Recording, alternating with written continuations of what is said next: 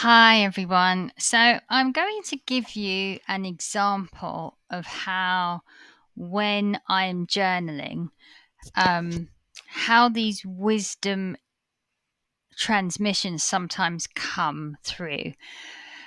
Because sometimes I receive what I think is a wisdom transmission. And then it's almost like a teacher correcting my work. Like they give it to me like this, or that's how I receive it. And then it's like a teacher correcting my work, saying, no, that word is inaccurate in the truth of life. No, you can't say that because that's a dumbing down of the actual power of what we're trying to say. So I start off with what might be a sentence, a chunky sentence, and then it's like crossing words out because they're not true. They are not as closely aligned to the truth. They are like a humanized version of it. So I receive it in that way, and then it's like a teacher with a red pen crossing out, saying, "Nope, that's not actually that accurate. Nope, that's not accurate. Nope, nope, nope." So I'm going to give you an example of this because it happens quite a lot. So you can see for yourself when you are if you are constructing an affirmation or your own intentions or you're manifesting things, and you'll see how words are more clunky and unnecessary than we realize. So I thought this was quite a good example. So I'd originally written, I'm going to look down because this is from my journals. So I'd originally written, I am the space that allows all possibilities to arise so that I may receive the most aligned option for the highest good of all. So that was the original transmission that I received. And then that's when the red pen came out and started crossing things out. And it changed into I am the space that allows all possibilities to arise so that the most aligned experience, so the word from option, it changes to experience, is received for the high, is experienced stroke received for the highest good of all. So realizing that the word option was not, it was not an accurate one, I changed it to experience. And then I realized this, so I'm just going to read directly from my journal. I see that the receiving is a stepping stone to just experiencing, because we need to practice receiving rather than choosing. So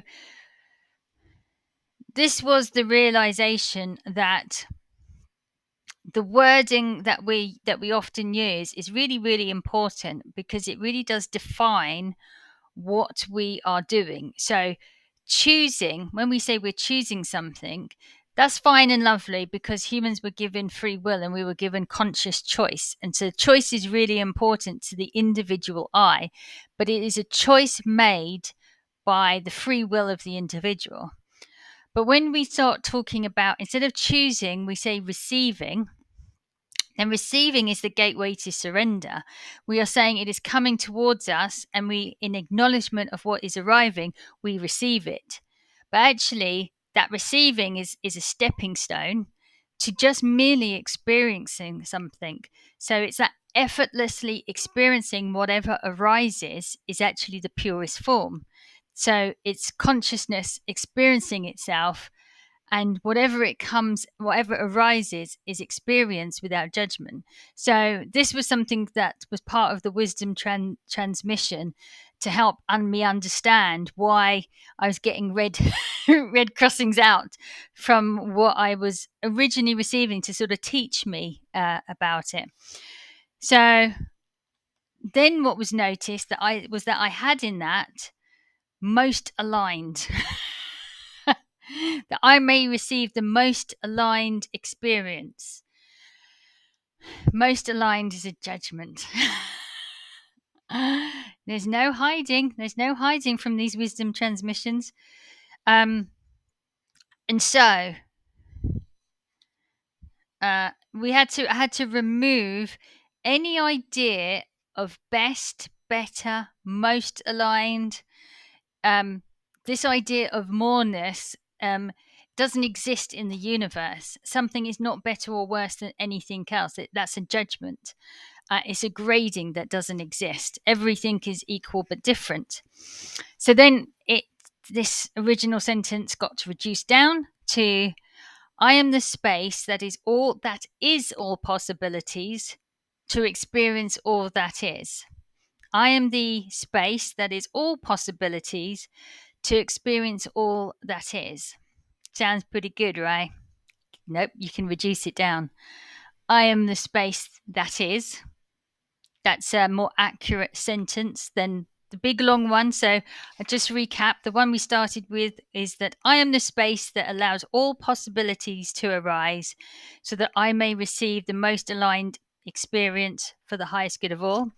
Gets reduced down to I am the space that is all possibilities to experience all that is. That gets reduced down to I am the space that is, and it goes further. The last red pen mark, just I am. Nothing more is required. So this is how sometimes these wisdom transmissions come through to me, and it's a teaching exercise in language, especially obviously I speak English, in the English language, and many words that we use are inaccurate in terms of how spirit, the universe, sees the world and the world really actually works. And sometimes the wording that we use actually acts as a way of preventing us to our sort of evolving further because of the language that we use. And so really, I had this very fancy thing. I am the space that for the most aligned version. And actually, when you reduce it down, that is all unrequired. It sounds nice. It feels good, like to the human experience. But when you actually reduce it down, all that is actually required is I am. So I hope that helps when you are also thinking about manifestation, also looking at how you word your own intentions and own affirmations. We don't really need too many fancy things often. And always be prepared to go to it again with your own red pen and just see how you can reduce it down to the most truest form for affirmation, intention, and just see how that feels. Have a go and try yourself.